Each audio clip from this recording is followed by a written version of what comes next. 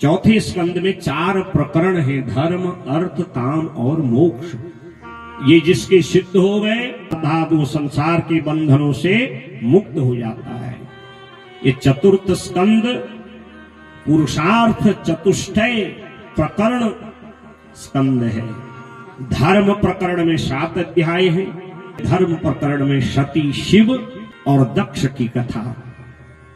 विदुर जी ने निवेदन किया कि जब दक्ष ने पिता ब्रह्मा के आज्ञा से सृष्टि का विस्तार किया, क्योंकि हम संसार में जितनी भी सृष्टि देखते हैं ना, ये ब्रह्मा के पुत्र दक्ष की 60 कन्याओं की सृष्टि है, 1000 पुत्रों की सृष्टि है। इतना ज्ञानी प्रभावशाली देखिए दक्ष, बुद्धि को बिगड़ने में कहीं समय लगता है महाराज? जिसके जामाता भगवान शिव है, पिता ब्रह्मा है, और घर में साक्षात जगदम्बा पराम्बा सती के रूप में जन्म लेती है, और उस व्यक्ति की बुद्धि बिगड़ गई।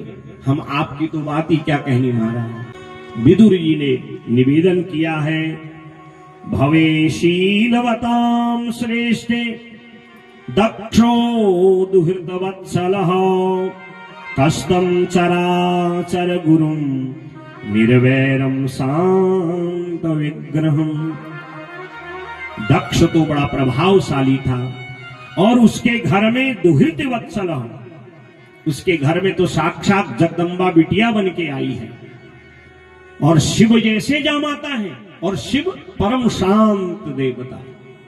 माघ के महीने सोमनाथेश्वर को ठंडा जल चढ़ाओ तब भी शिव जी खुश, वैशाख गर्मी में चढ़ाओ तब भी खुश महाराज। कभी शिव जी ने कहा भैया अभी ठंडा हो रहा है या गर्म हो रहा है? नहीं, इतने शांत देवता है। आशुतोष तुम अवढरदानी।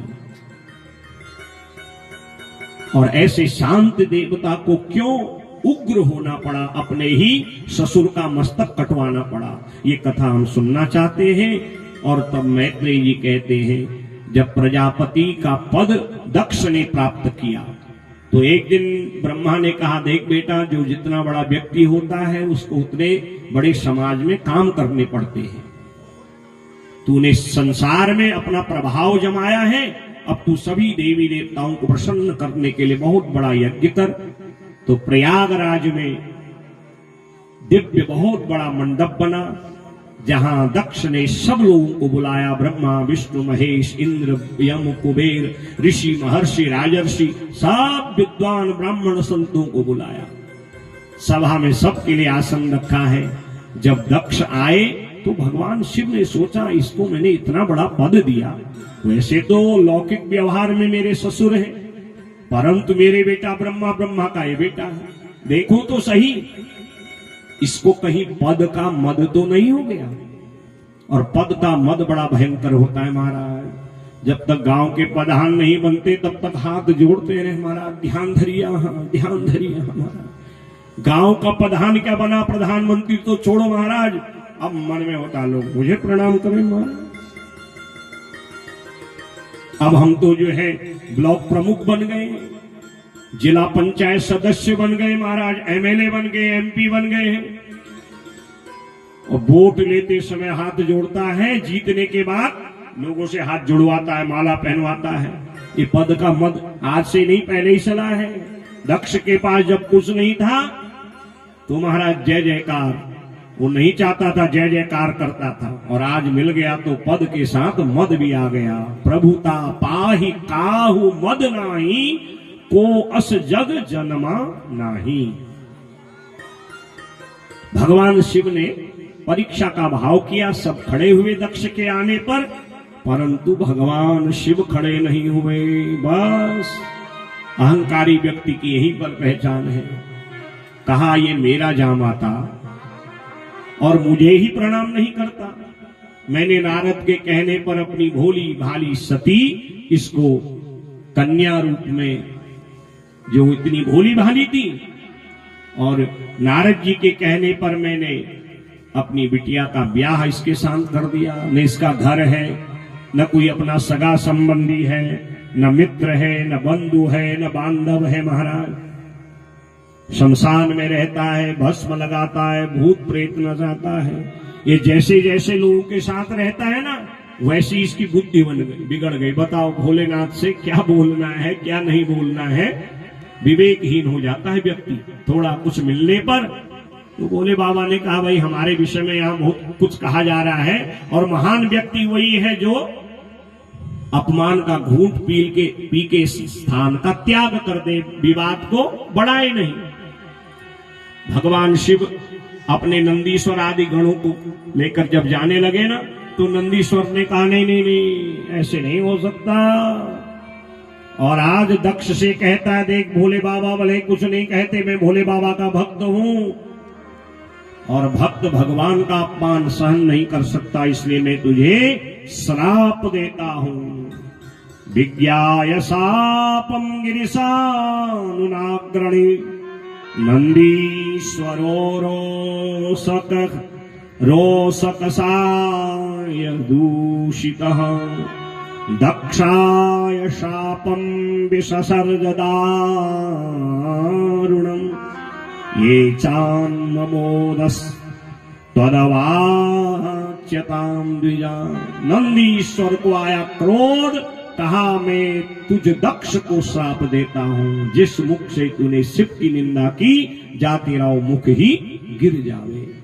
भगवान कहते कहां कीचड़ पे पत्थर मार रहे हो नंदीश्वर, चलो। भगवान आए और आकर के कैलाश पर्वत में ऐसे बैठ गए मानो कुछ हुआ ही नहीं है। क्योंकि जो व्यक्ति अपने गृहस्थ में आनंद चाहता है वो सारी बातों को देवी को न बताए।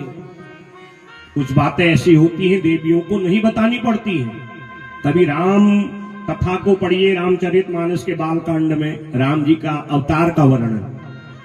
भगवान शिव का कुशुंडी को लेके गए हैं और बिल्कुल सूक्ष्म रूप में अदृश्य होकर भगवान की लीला देख रहे हैं। और बाद में यही राम कथा मां पार्वती को सुनाई। तो जब सुनाई ना तो ये कथा भी आई कि हम वहां गए थे। तो मां पार्वती उमा कहती है बाबा आप गए हमको नहीं ले गए। कहा अब हमारा मन ऐसा ही किया फिर, क्योंकि आप देवियों की आदत है कहीं जाना हो पहले तो 100 प्रश्न करते हो। क्यों जा रहे हो, किस लिए जा रहे हो, क्या हमें बुलाया है नहीं बुलाया है। दूसरी बात 1 घंटा पहले कहो 2 घंटे बाद तैयार होती हो। और भगवान की लीला के आनंद में इतना समय किसके पास है हमारा। हम तो अपनी कहते हैं जब कहीं जाना होता है 2 घंटा पहले बता देते हैं। अब उनको भी है ना सब श्रृंगार का शौक होता है। तो भगवान कहते हैं ये रहस्य हमने देवी आपको भी नहीं बताया। अब वो भोले बाबा हैं उनकी बात तो हो जाने, कभी इस प्रसंग को रामायण में रामचरितमानस में आप पढ़ेंगे। कहा ये रहस्य हमने आपको भी नहीं बताया, अर्थात कुछ बातें ऐसी होती सबको नहीं बताई जाती। भोले बाबा ने भी विचार किया अगर मैं सारी बात सती को बता देता हूं तो इसको बड़ा दुख होगा और इनके मन में क्या बीतेगी कि मेरे पिता ने मेरे पति का अपमान किया। और एक पतिव्रता स्त्री कभी नहीं चाहती उसके पति का कहीं भी अपमान हो, क्योंकि उसके लिए वो परमेश्वर होता है। और दक्ष ने यज्ञ आरंभ किया। दधीच आदि महात्माओं ने बहुत समझाया, देखो दक्ष बिना शिव के कोई यज्ञ पूर्ण नहीं हो सकता है।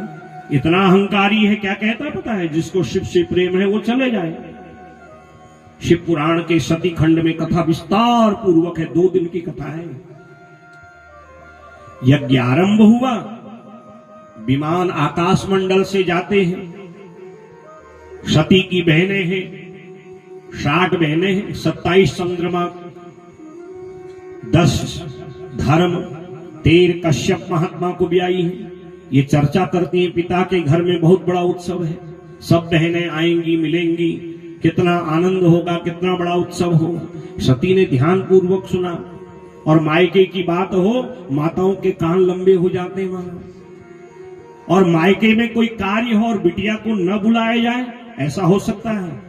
हमारे पहाड़ में कोनी की चेल बेटी जे ना हो तो घर काम पूरा नहीं हो, और ये नियम भी है। चेली बिटिया जवाई भांजा ये सब आ जाए तो यज्ञ वैसे ही पूर्ण हो जाता है हमारा। और सती ने विचार किया, सब जा रही है पिता के घर की यज्ञ की चर्चा करती है और मुझे क्यों नहीं बुलाया होगा? फिर विचार किया, अगर मेरे पिता होते मुझे बुलाते। कोई ना कोई बात तो है। जब से बाबा आए हैं मौन है, चरण पकड़ लिए।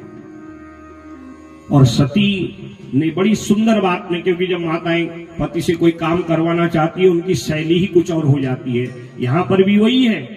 यहां सती ये नहीं कहती है मेरे पिता के घर में यज्ञ है, और चरण पकड़ के बड़ी सुंदर बात कहती है, प्रजापतस्ते स्वसुरस्य सांप्रतम निर्यापितो यज्ञ महोत्सवः किल वयं च तत्राभिशराम वामते यद्यर्थितामी विबुधा व्रजन्ति प्रजापतेस्ते स्वसुरस्य सांप्रतम। ते स्वसुरस्य प्रजापते, तुम्हारे जो ससुर प्रजापति दक्ष है ना, उनके घर में बहुत बड़ा यज्ञ हो रहा है। अर्थात ये कहना चाह रही है, अगर मेरे पिता होते तो मुझे बुलाते ना, और हमारे पहाड़ में कोई चेले हुए जमे प्यार, ऐसा भी होता है। और पत्नी जब पति की स्तुति करे तो बात भी कुछ और होती है। और मायके में जब बिटिया जाती है, वहां जामाता की आदर खातिर ज्यादा होती है। उसके भी कई कारण होते होंगे। पुराने लोग बड़े समझदार थे, वो जानते थे जवाई की खूब खुशामद करेंगे तो बिटिया को सुख मिलेगा, ये भी एक कारण हो सकता है। इसलिए कहा, जो आपके प्यारे ससुर हैं ना, जो आपसे बहुत लाड़ दुलार करते हैं, उन्होंने बहुत बड़ा यज्ञ किया है। भगवान सिर ला देते, हाँ मुझे सब पता है, मेरा कितना वो लाड़ला दुलारा है महाराज, उसने जो आज किया है वो तो कोई जवाई, कोई ससुर कभी किसी जवाई के साथ नहीं कर सकता। परंतु तुम्हें बता के फायदा क्या है? अगर मैं बताऊंगा तो तुम्हें बहुत दुख होगा, और मैं नहीं चाहता गृहस्थ जीवन में पति पत्नी आपस में दुखमय जीवन जिए। भगवान ने कहा, तुम क्यों जाना चाहती जो बुलाए नहीं? अरे महाराज, बुलाया होगा जो निमंत्रण पत्र लाने वाला पोस्टमैन, डाकिया, पत्र वाहक होगा, उसको देर हो गई होगी, आ जाएगा पत्र। तो भगवान कहते, तुम जाकर के क्या करोगी बताओ? तो आज मां सती ने बड़ा सुंदर उत्तर दिया। तस्मिन् भगिन्यो मम भरति विश्वकैर् ध्रुवं गमिष्यन्ति सुहृद्दक्षवः अहं च तस्मिन् भवताभिकामये सहोपनीतं परिवर्धमर्हितुम्। मैं जब वहां जाऊंगी ना, अपनी बहनों को देखूंगी, अपने इष्ट मित्र बंधु बांधवों को देखूंगी, अपनी माँ को देखूंगी, अपनी सहेलियों को देखूंगी। ये तब की बात थी जब बिटिया मायके से आ जाती थी ब्याह करके, कहीं सालों में मायका जाना होता था। आज की बात थोड़ी हमारा है, क्या खिचड़ी पकड़िए यंत्र आ गया हमारा, सब सुबह शाम दिन रात कटर बटर ही है। अभी पुरानी माताएं हैं, जब कभी सालों में कभी आता होगा समय, और वो भी कोई संदेश मिल गया, तब जाके मायके जाने का अवसर मिलता था। वही सती कहती है, बहुत वर्ष हो गए ना ब्याह किए हुए, किसी से मिली नहीं हूं, और इसीलिए जो तो हमारे पहाड़ में को नहीं ना कि मैं तो को ढूंढ प्यार हमारा।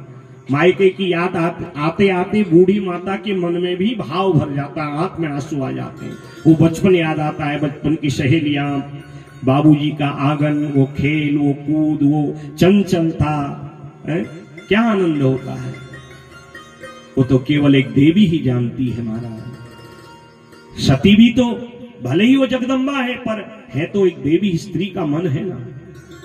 मैं जाऊंगी ना, अपने पिता से, माता से, अपनी बहनों से, अपने इष्ट मित्र बंधु बांधवों सहेलियों से मिलूंगी। अहम च तस्मिन् भवताभिकामये, मेरी ये इच्छा है। भगवान कहते हैं, तुझे भेज के कोई फायदा नहीं है। परंतु जब देवियां हट करती हैं, बाबा भी पराजित हो जाते हैं। बहुत जिद की, 10-20 गणों को सती के साथ रक्षा के लिए भेजा। जैसे ही सती आई है, दक्ष सावधान करता है, न शिव को बुलाया है न सती को। इससे कोई मतलब न रखे। जिस जिसको प्रणाम करने मां सती जाती है सब मुंह फेर लेते हैं। जो पिता दक्ष अपनी लाडली के बिना एक क्षण नहीं रहता था, बिना दर्शन करे कोई कार्य नहीं करता था, वो भी इतना निष्ठुर हो गया। सती प्रणाम करती है, मुंह फेर लेता है। सती के मन में आकुलता व्याकुलता संशय बढ़ गया, आखिर में ऐसा क्यों हो रहा है। चारों ओर जब देखा सब मुंह फेर रहे हैं। बहनें मिलना चाहती है, दक्ष हाथ दिखाता है। भगिनी मिली बहुत मुस्काता, भले ही एक मिलही। सबने तो दक्ष के डर के कारण सती से मिलना उचित नहीं समझा, पर मां है वो अपने आप को कैसे रोके। और दौड़ के गई, सती को हृदय से लगाया। बिटिया तुम आ गई हो, तुमने बहुत बढ़िया किया। हमारे जामाता भोलेनाथ सब ठीक ठाक है ना। सती चारों ओर देखती है।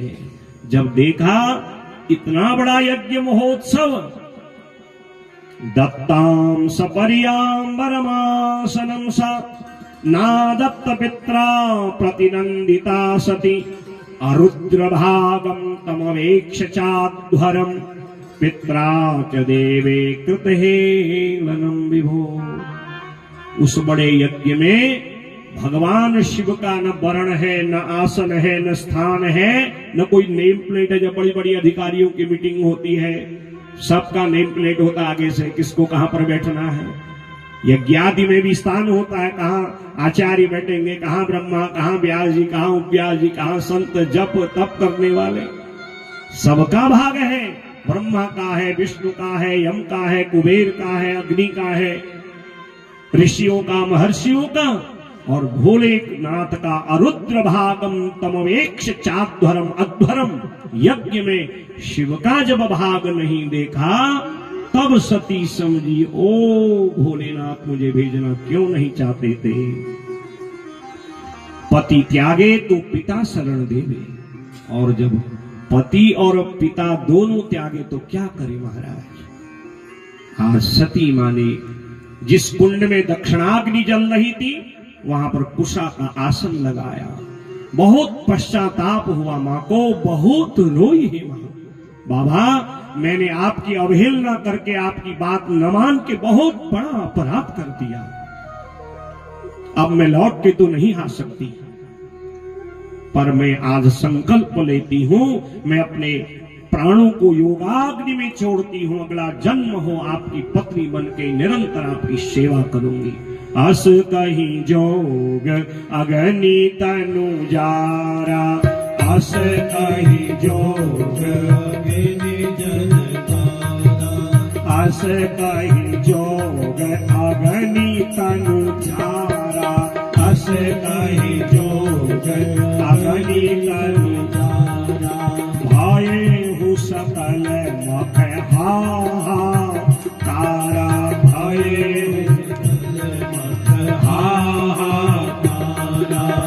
सती मरत हरसन बरुमागा, सती मरत हरिसन बरुमागा।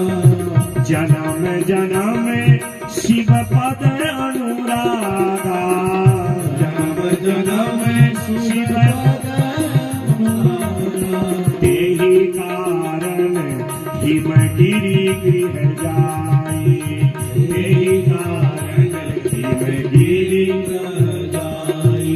जननी पार्वती तनु पाई, जननी पार्वती तनु पाई। अस कहीं योग अग्नि तनु जारा, अस कहीं योग अग्नि तनु जारा। भोले बाबा के शिव पद अनुरागा चरणों का ध्यान किया, प्राण अपान वायु को हृदय में स्थिर किया और अपने प्राणों को भोलेनाथ के चरणों में अर्पण किया। देह गिर गया, हाहाकार हो गया। शिव के गणों उपद्रव करने लगे। दक्ष कहता है मारो शिव गणों को। जैसे ही शिवगणों को पीटने लगे, शिवगण आए, बाबा से कैलाश पर्वत में आके सारी घटना को बताने लगे। भोलेनाथ को आया भयंकर क्रोध, हाथ में त्रिशूल और डमरू लेके भयंकर तांडव जटाटवी गलज्ज्वल प्रवाह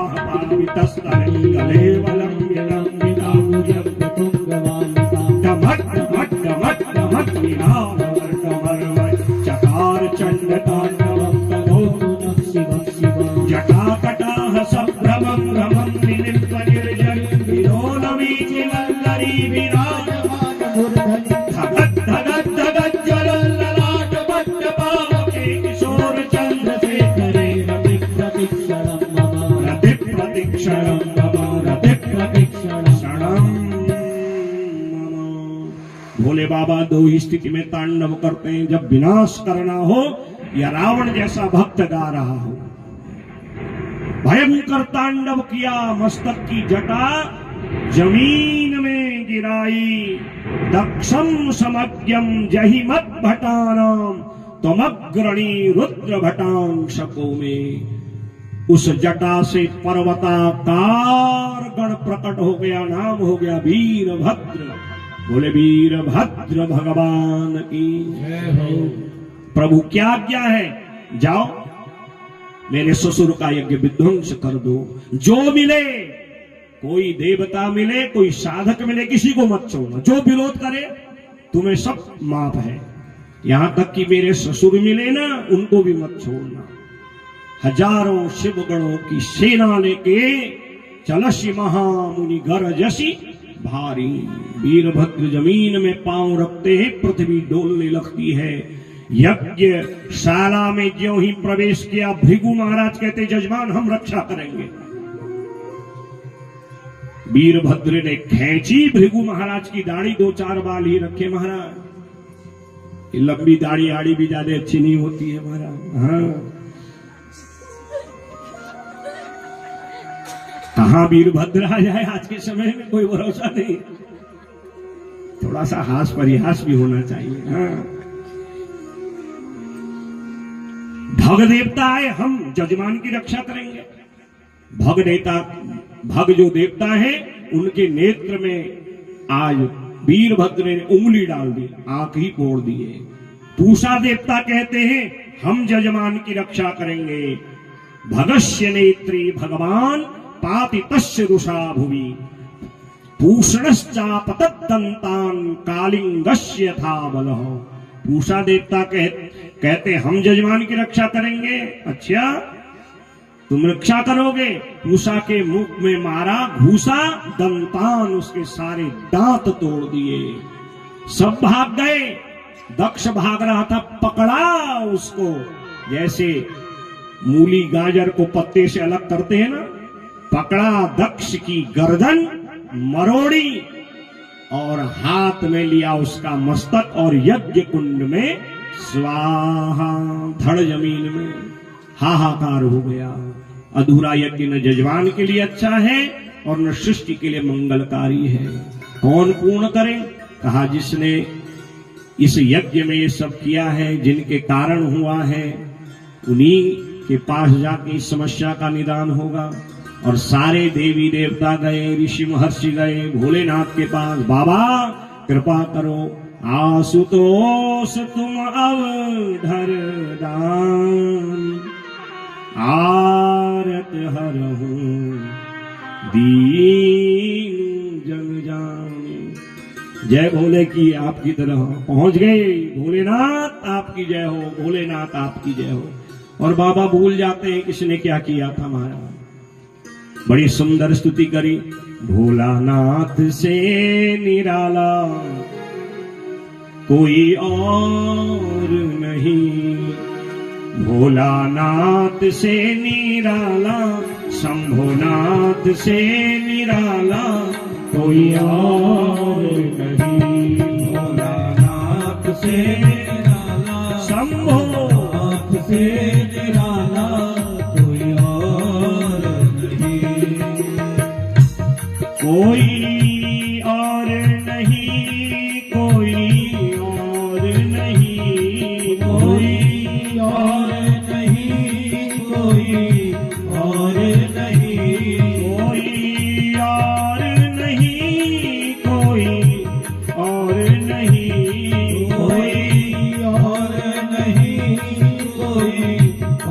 नहीं। गौरीनाथ से निराला कोई और नहीं।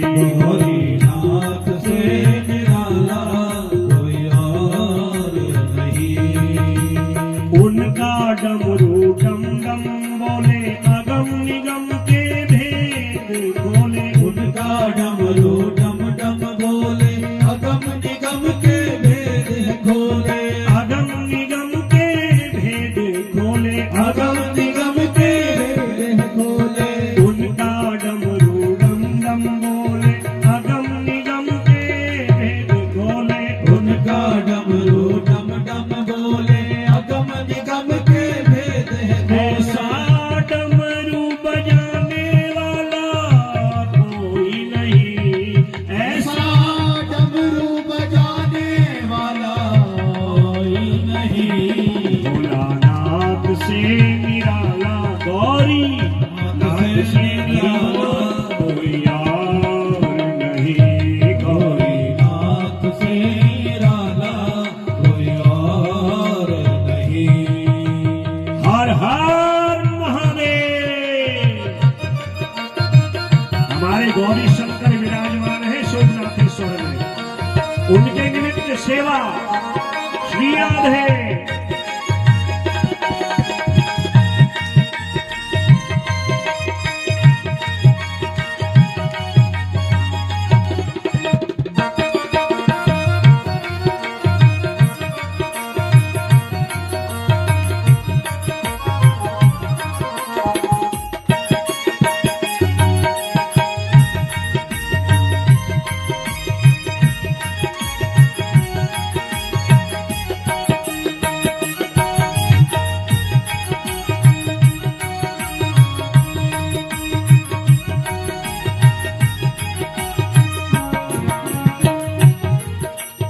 आया जब जब करवट बदले पाप चमकते अगले पिछले। आया जब जब करवट बदले पाप चमकते अगले पिछले। जब जब करवट बदले पाप चमकते अगले पिछले। आया जब जब करवट बदले पाप चमकते अगले पिछले। आया जब जब करवट बदले पाप चमकते अगले पिछले। पाप चमकते अगले पिछले। पाप चमकते अगले पिछले। तो मुझको बचाने वाला कोई नहीं। अब तो मुझको बचाने वाला कोई नहीं। गौरीनाथ से निराला भोला नाथ से निराला कोई और नहीं। गौरीनाथ से निराला कोई और नहीं। हर हर महादेव।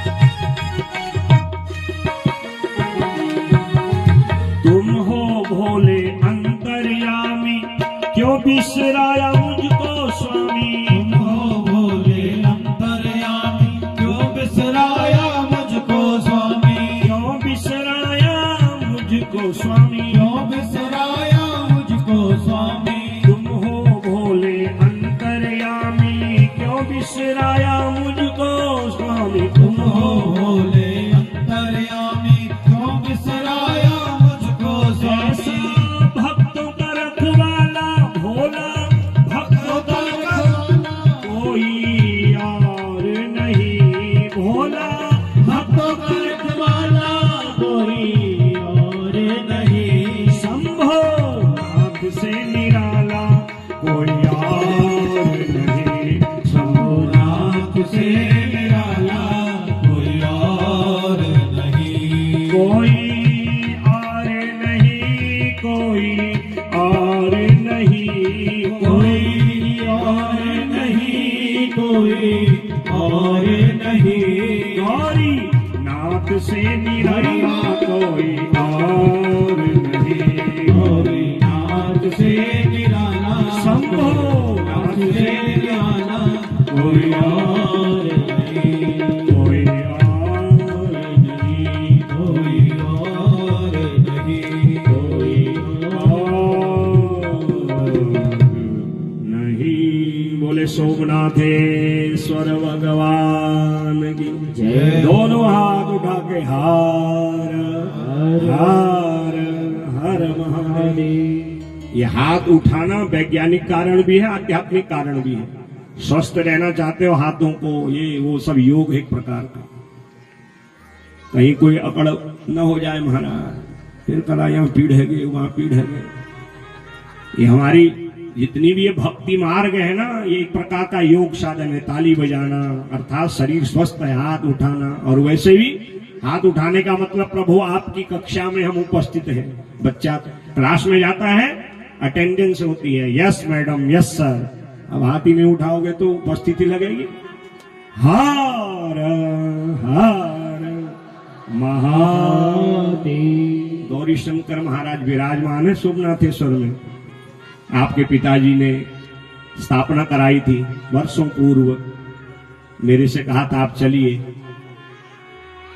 और 3 दिन का वो यज्ञ महोत्सव किया था। और आज उनकी पुनः देखिए, जो सत्कर्मी व्यक्ति होता है निरंतर स्मृति में रहता है महाराज। और हम ऐसे लग रहा है कि हम कुछ दिन पहले ही आए थे। और दिव्य गौरी शंकर भगवान की जिस पर कृपा होती है, फिर उसको किसी की कृपा की आवश्यकता नहीं होती। जहां पर कृपा राम के होई, तहां पर कृपा करही सब कोई। भोलेनाथ कहते चलो, भूल गए बाबा। गए, कहा लाओ जजमान को। और भगवान पहुंचे थे हरिद्वार के पास में, जजमान को लेके आगे कहा यही यज्ञ करो। यज्ञशाला बनाई, और उस स्थान का नाम है कनखल, जहां आज भी दक्ष प्रजापति का दक्षेश्वर मंदिर शिव का मंदिर है। यज्ञ आरंभ हुआ, भगवान ने कहा पहले जजमान से संकल्प तो कराओ। जजमान को लगा लाए, अब क्या संकल्प करेगा महाराज, सर है ही नहीं। शिव जी कहते चिंता मत करो, मैं अपने ससुर जी की नस जानता हूं, और हर जवाई अपने ससुर जी की नस को अच्छी तरह जानता है। कहा मेरे ससुर जी के अंदर एक गड़बड़ थी, उनकी जो नस थी उसमें एक चीज धड़कती थी महाराज, और वो थी मैं। उसी धड़कन के कारण सारा संतुलन बिगड़ा। और मैं कौन कहता है, जरा बताओ आप लोग। और फिर भी मैं करते हो। जो मैं करता है उसकी गर्दन, शेर की गर्दन काटी किसी ने आज तक? शेर मैं कहता ही नहीं। बाघ की काटी, जो मैं कहेगा। बकरे का मस्तक दक्ष के धड़ पे लगा, वो तो महामृत्युंजय है, भगवान है, देवाधिदेव है, कर्तुम अकर्तुम अन्यथा कर्तुम शक्तो। कैसा विज्ञान होगा डॉक्टर साहब बताइए। किसी का जो है मस्तक किसी के धड़ पर, कैसा ट्रांसप्लांट होगा वो। बड़ा चमत्कारी विज्ञान है। आज तो खैर सब क्लोन होलोन ये सारी वैज्ञानिक विधियां हैं, सब अब सिद्ध हो रहा है। ये सब चीजें हमारे अध्यात्म में पहले से बताई है, उसका चिंतन हम कम कर रहे हैं, बाहर वाले ज्यादा कर रहे हैं, टेक्नोलॉजी वहां ज्यादा हो गई। हमें तो खाने कमाने पेट भरने से फुर्सत नहीं है हमारा। इतना उन्नत विज्ञान था। बकरे का सर दक्ष के धड़ पे जोड़ दिया और उसको पुनर्जीवन भी दे दिया, क्योंकि भगवान है, असंभव को संभव वही कर सकते हैं। यज्ञ आरंभ हुआ, और जब भगवान की सब स्तुति करने लगे, दक्ष की बारी आई। दक्ष के दोनों नेत्रों से जल बरसने लगा। भूयान अनुग्रह हो भवताम कृतो में दंडस्त्वया मयि व्रतो यदपि प्रलब्ध। कितना भाव विभोर हो गया दक्ष आज, दोनों नेत्र से जल बरसा रहा है। यदि आपने मुझे दंड नहीं दिया होता तो क्या मैं आपकी एक करुणा अवतार छवि का दर्शन कर पाता महाराज। यहां तो अहंकार की नजर में कुछ दिखाई नहीं दे रहा था। आज आपने मेरा मस्तक नहीं काटा, बल्कि मेरे पर आपने भूया अनुग्रह, आपने मेरे ऊपर अनुग्रह किया। जैसे बच्चा गलत करता, कभी माता पिता एक थप्पड़ मारते हैं, दंड देते हैं, तो उस दंड के पीछे स्नेह होता है, जीवन का सुधार होता है, पीड़ा नहीं होती। भक्त भगवान को कभी दंडित करते हैं, उसके जीवन का बदलने का वो उद्देश्य होता है। आपने मुझे दंड नहीं दिया बल्कि मेरे पर अनुग्रह किया, नहीं तो मैं ऐसे ही मतवाला रह जाता। आज मैं आपको करुणा भरी दृष्टि से देख रहा हूं। अब बकरा कैसे बोलता है? वो अपनी भाषा में बोलता है। जब दक्ष स्तुति करने लगे, सब हंसने लगे, भोले बाबा भी हंसने लगे। अब बकरा जो बोल रहा है वो तो भगवान समझ रहे हैं। बच्चा कैसे भी बोले, मां तो सब समझ जाती है ना तोतरी बोली को। वैसे ही जब दक्ष बकरे की बोली में बोलते, बकरा कैसे बोलता है? बम बम करके बोलता है। और भगवान देख रहे, सब हंस रहे हैं तो भगवान भी हंसने लगे। और उसी दिन से ये प्रसिद्ध हो गया शिव पूजा में, अगर आपको कोई मंत्र नहीं आता है, बम बम भी कह दो, सारी पूजा का फल मिल जाता है। बोले बम बम महादेव। ब्राह्मण आए हैं, इंद्रादि देवता एक करके भगवान की स्तुति किए। सती के शव को लेके भगवान गए हैं। विष्णु ने चक्र से उस देह को काटा, 108 उनके टुकड़े हुए। जहां जहां मां सती के देह के अंग गिरे हैं वो आदि शक्ति पीठ बने। और यही सती फिर अगले जन्म में हिमालय राज और मेना की कन्या बनी। यज्ञे हिमवतः क्षेत्रे मेनायमिति सुश्रुवम। मेना हिमालय राज की बिटिया पार्वती बनी और शिव को अखंड सौभाग्य के रूप में प्राप्त किया। बोले उमापति महादेव की हर हर हर